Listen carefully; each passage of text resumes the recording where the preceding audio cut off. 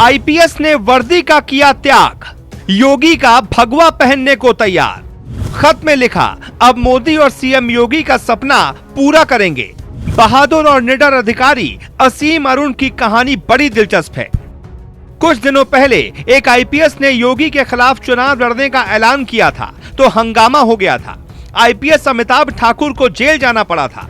तब से वो शांत हैं, लेकिन अब एक आईपीएस ने अचानक नौकरी छोड़ने की बात कहकर सबको चौंका दिया है। फिलहाल वो कानपुर के कमिश्नर पद पर तैनात हैं। योगी से मुलाकात होने के कुछ ही घंटे बाद वीआरएस का ऐलान कर दिया। अपने फेसबुक पोस्ट पर एक चिट्ठी लिखी जो फिलहाल साफ साफ दावा करती है कि वो अब सियासत में विरोधियों की परेशानी बढ़ाएंगे। कन्नौज और उन्नाव में से किसी एक सीट पर वो दावेदारी कर सकते हैं। ये वही असीम अरुण हैं जिन्होंने घेर कर आतंकियों का एनकाउंटर किया था। मैंने वीआरएस के लिए आवेदन किया है क्योंकि अब राष्ट्र और समाज की सेवा एक नए रूप में करना चाहता हूँ। मैं बहुत गौरवान्वित अनुभव कर रहा हूँ कि मुख्यमंत्री योगी आदित्यनाथ ने मुझे बीजेपी की सदस्यता के योग्य समझा।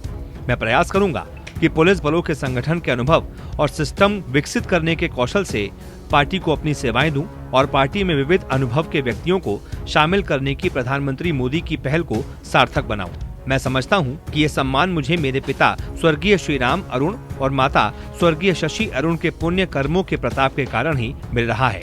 मुझे केवल एक ही कष्ट है कि अपनी अलमारी के सबसे सुंदर वस्त्र अपनी वर्दी को अब नहीं पहन सकूंगा। मैं साथियों से विदा लेते हुए वचन देता हूँ कि वर्दी के सम्मान के लिए हमेशा सबसे आगे मैं खड़ा रहूंगा। आपको मेरी ओर से एक जोरदार सैल्यूट। असीम अरुण 1994 बैच के आईपीएस अधिकारी हैं।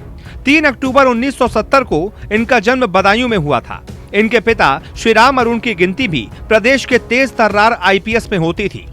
उन्होंने प्रदेश के डीजीपी का पद भी संभाला था।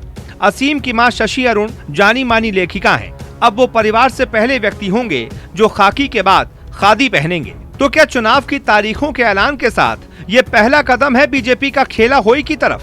खबर है कि कुछ और ऐसे अधिकारी हैं जो वीआरएस ले सकते हैं और चुनावी ताल ठोक सकते हैं। समीकरणों के लिहाज से असीम अरुण दलित हैं तो वो बीजेपी के लिए फायदेमंद साबित होंगे। असीम अरुण यूपी के कई जिलों में तैनात रहे। उन्होंने टिहरी गढ़वाल के अलावा यूपी के जनपद बलरामपुर, हाथरस, सिद्धार्थनगर, अलीगढ़, गोरखपुर और आगरा में बतौर पुलिस अधीक्षक और पुलिस उप महानिरीक्षक पद पर अपनी सेवाएं दी।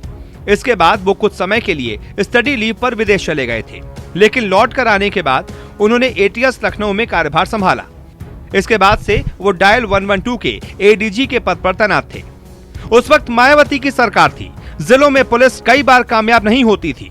तब मायावती सरकार में असीम अरुण ने एक स्वाट टीम का रास्ता तैयार किया था और इन्हीं के प्लान पर स्वाट टीम तैयार की गई थी। स्वाट टीम के सदस्य अत्याधुनिक हथियारों से लैस रहते हैं और खतरनाक आतंकियों से पंगा लेने में काफी माहिर होते हैं। इसके बाद खूंखार आतंकी सैफुल्लाह के खात्मे का श्रेय भी इस निडर अफसर को जाता है।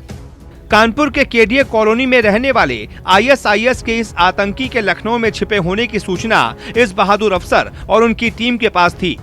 इसी सूचना के आधार पर उन्होंने एटीएस कमांडो के साथ ठाकुरगंज इलाके में आतंकी को घेर कर ढेर कर दिया था। शिवम श्रीवास्तव।